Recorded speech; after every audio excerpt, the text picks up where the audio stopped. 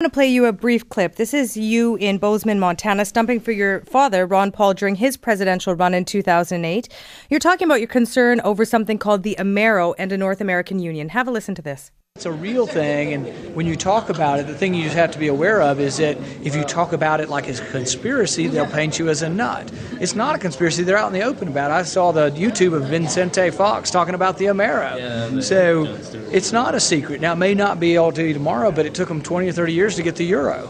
So, and they had to push people shoving and, kicking and screaming into the euro.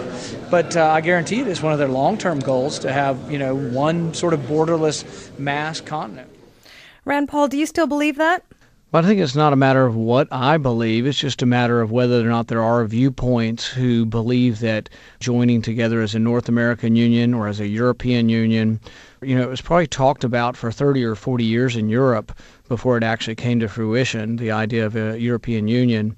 There are people who believe in a North American Union. There are people who believe... Who advocates for that, a North American Union? A lot of writers. You can do an internet search and you can probably find 50 to 100 writers who support actually having a unified currency or a unified union.